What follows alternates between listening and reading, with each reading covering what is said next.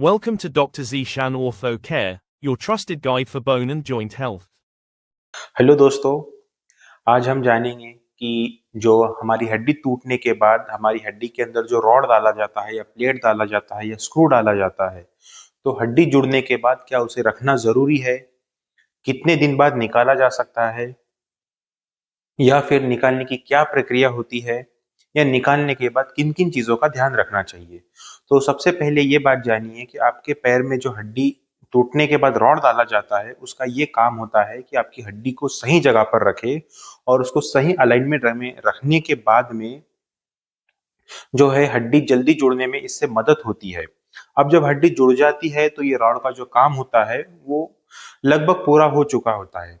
But अगर आपको इस रॉड से या प्लेट से या स्क्रू से कोई तकलीफ नहीं हो रही है, तो हमें इसे नहीं निकालना चाहिए। आप इसे लाइफ लॉन्ग भी रख सकते हैं। तो अब जानते हैं कि किन लोगों में इसे निकालना ज़रूरी है। तो सबसे पहला होता है कि आपके स्किन पे इरिटेशन हो रहा है या आपको उस रॉड, प्लेट या स्क्रू से तकलीफ हो रही है, पेन हो रहा है, इस कंडीशन में निकाला जाता है। या आपके स्किन के ऊपर बहुत ज़्यादा प्रोमिनेंट है, रॉड या प्लेट दिख रही है, इस कंडीशन में भी निकाला जाता है। या फिर जो लोग यंग लोग हैं या बच्चे हैं जिनमें रॉड, प्लेट से जो है ग्रोथ रिस्ट्रिक्शन या ग्रोथ रुकने का डर होता है, इन लोगों में भी जो है रॉड निकाली जाती है या प्लेट निकाली जाती है। या फिर आपको कुछ इन्फेक्शन हो रहा हो यहाँ या फिर वहां पर कोई जख्म बन गया हो, तो ऐसी स्थिति में भी रॉड को निकाला जाता है। सबसे लास्ट एक होता है कि पेशेंट बहुत इंसिस्ट करता है कि नहीं, मुझे रॉड नहीं रखना है या प्लेट नहीं रखना है, तो ऐसी स्थिति में भी हम रॉड या प्लेट को निकालते हैं। तो अब जानते हैं कि इसके निकालने की प्रक्रिया क्या होती है। तो इसकी प्रक्रिया सेम वैसे ही है जैसे रॉड या प्लेट डालने की प्रक्रिया होती है। आपको एनेस्थीसिया दिया जाता है ऑपरेशन थिएटर के अंदर और उसके बाद जहां पर पहला जो चीरा लगाया हुआ है वहीं पर फिर से चीरा लगा के रॉड, प्लेट या स्क्रू जो भी है उसे निकाला जाता है। उसके बाद वही टाके लगते हैं और उतना ही समय रिकवरी का रहता है टाकों का। रही बात आप कब चल सकते हैं या इसकी रिकवरी कैसे होती है, तो मैक्सिमम लोगों में जो है 1-2 दिन में चल सकते हैं। बट हेवी एक्टिविटी करने से थोड़े दिन के लिए बचे ताकि हड्डी जो है अच्छी तरीके से मजबूत हो जाए। सर्जरी के कॉमन कॉम्प्लिकेशन होते हैं जैसे स्किन इन्फेक्शन या फिर दूसरी जो भी चीजें होती है, टाको वगैरह का कोई प्रॉब्लम, तो वही रहता है। ऐसा कुछ नया कोई कॉम्प्लिकेशन नहीं रहता है।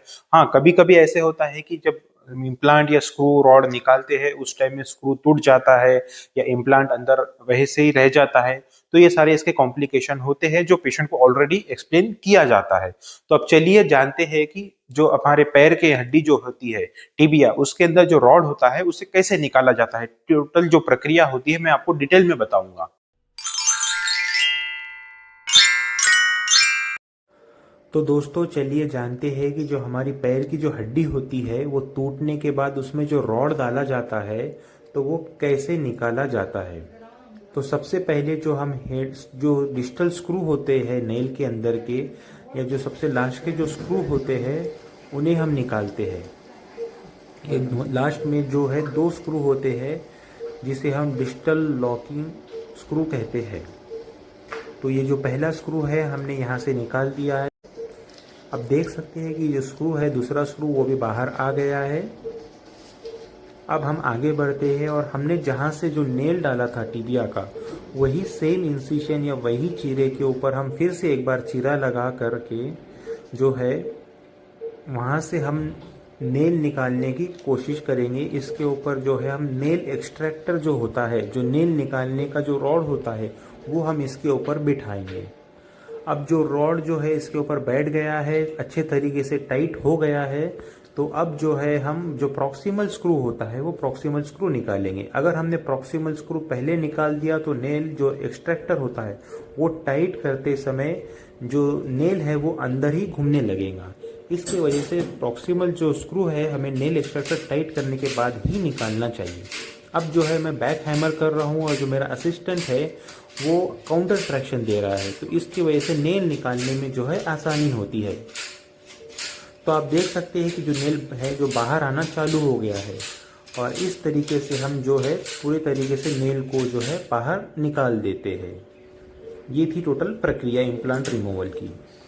Thanks for watching. Subscribe now for more orthopedic tips.